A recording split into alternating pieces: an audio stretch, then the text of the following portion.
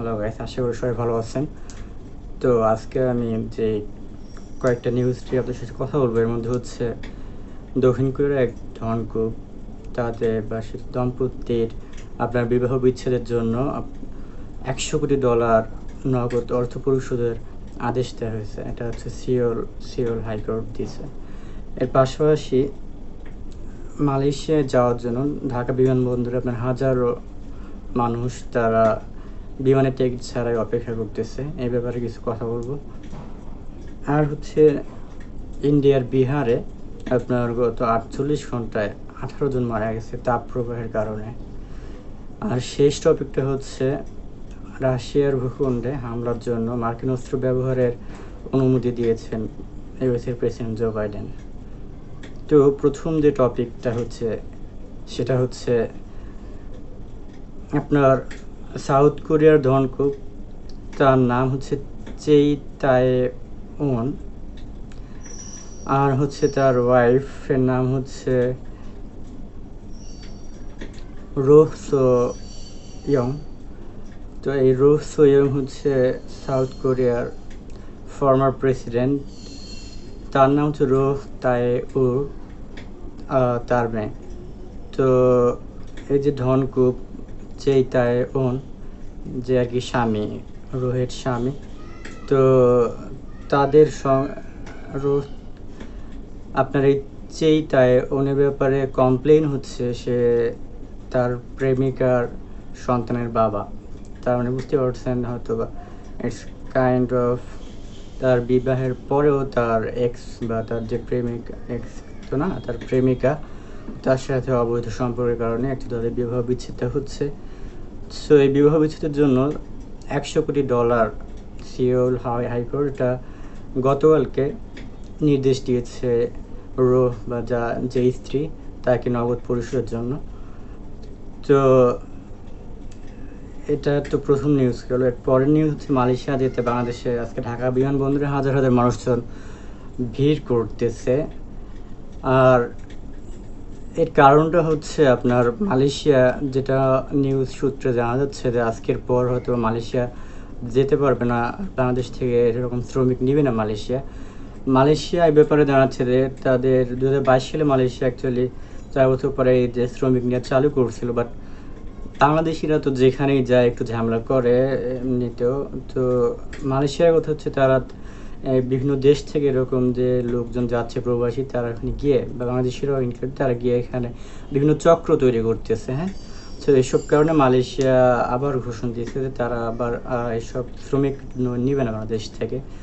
তো এ কারণে আজকে ঢাকা বিমানবন্দরে অনেক মানুষের ভিড়, অনেকে এখনও টিকিট পায় নাই বিমানের। তাদের সাথে কথা বলে জানা যায় তারা যে রিক্রুটিং এজেন্সির কাছ থেকে এই যে যাওয়ার ভিসা প্রসেস বা সব কিছু করতেছে, তো সেই রিক্রুটিং এজেন্সিরা এখনও তাদের এই বিমান টিকিটের ব্যবস্থা করতে পারেনি বা তাদের কোনো কারণে এখন এটা কিছুক্ষণ পর হয়তো বা আরও কিছুক্ষণ পর জানা যাবে যে কেন এই প্রবলেমগুলো হচ্ছে। রিক্রুটিং এজেন্সিরা তারা কেন এই ব্যবস্থাগুলো করতে পারতেছে না, আর তারা আদৌ মালয়েশিয়াতে যেতে পারবে কিনা, এই ব্যাপারগুলো জানা উচিত। এর পাশাপাশি ইন্ডিয়ার বিহারে আপনার গত 48 ঘন্টায় তাপদাহের কারণে 18 জন মারা গেছে, আর এর মধ্যে 24 ঘন্টায় আপনার 14 জন মারা গেছে। তো আমাদের এই তাপদাহের ব্যাপারে আমাদের সতর্ক থাকতে হবে, আমাদের বেশি করে পানি খাইতে হবে। তারপর যেই সময়টা বাইরে অনেক বেশি রোদ থাকে, সো সেই সময়টা আমাদের বাইরে না যাওয়াই ভালো। আর যদি যেতে হয় তো আমাদের ছাতা ইউজ করা দরকার, অথবা মাঝে মাঝে ঠান্ডা বাতাসে থাকতে হবে, অথবা আপনার ঠান্ডা জায়গায় গেলেন, গাছ নিচে কিছুক্ষণ রেস্ট নিলেন। তো এইভাবে তাপদাহে আমাদের যাইতে হয়েই বাইরে বা আমাদের লাইফ কন্টিনিউ করতে হয়। তো যাদের প্রয়োজন তারা এই ব্যাপারগুলো মেনটেন করলে আশা করি অনেকটা সেফ থাকবেন। আর বাকিটা আমাদের সৃষ্টিকর্তার উপর ভরসা। আর এর পরের যে টপিকটা হচ্ছে সেটা হচ্ছে রুশ ভূখণ্ডে হামলার জন্য মার্কিন প্রেসিডেন্ট জো বাইডেন অনুমতি দিয়েছে। তো অ্যাকচুয়ালি এই রাশিয়া ইউক্রেন যুদ্ধের ব্যাপারে তো রেগুলারই অনেক নিউজ হয়। তো এখন ইউক্রেনের খার্কিভে রাশিয়ার যে সেনাবাহিনী তারা অনেক আক্রমণ করতেছে এবং খার্কিভ দখল নেওয়ার জন্য তারা অনেক চেষ্টা করতেছে।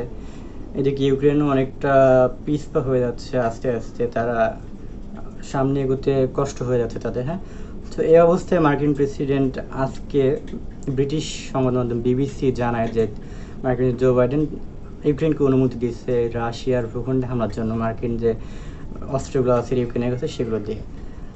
তো বাট তারা জানাইছে যে খার্কিভের আশেপাশের যে রুশ ভূখণ্ড আছে সেগুলো, সেই জায়গাগুলোতে অ্যাকচুয়ালি ইউক্রেন হামলা করতে পারে মার্কিন অস্ত্র দিয়ে। তো এই ব্যাপারে তো রাশিয়া অবশ্যই ক্ষেপবে, তারা আরও এই ব্যাপারে আরও হয়তো তারা আরও যে আক্রমণের পরিধি আরও বাড়াই দেবে ইউক্রেনে, ইভেন তারা আরও হুমকি দিবে।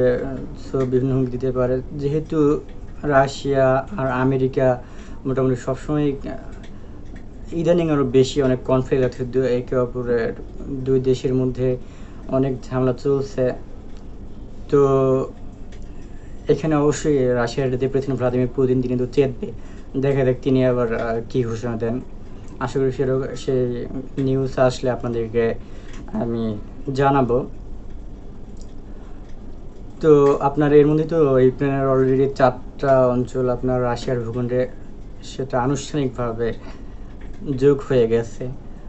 এখনও রাশিয়া ইউক্রেন যুদ্ধ চলতেছে, এখন কিন্তু রাশিয়া আগায় যাচ্ছে। রাশিয়া যদিও তাদের প্রথম দিকে টার্গেটেই ছিল যুদ্ধের এই সামরিক অভিযান শুরুতেই টার্গেট ছিল তাদের যে খার্কিভ বা ইউক্রেনের কিয়েভ যেটা রাজধানী সেটা দখলে নেয়ার। তো সেখানে তো রাশিয়া এখনও কিয়েভ নিতে পারে নাই, তো খার্কিভও অনেক বিশাল একটা এলাকা, খার্কিভ এখন দখলের চেষ্টা করতেছে। রাশিয়ার সেনাবাহিনী অনেকটা এগিয়ে যাচ্ছে আস্তে আস্তে। তো এই ব্যাপারে আমি হয়তো আরও আপডেট জানাবো। আজকে এ পর্যন্তই, আল্লাহ হাফেজ।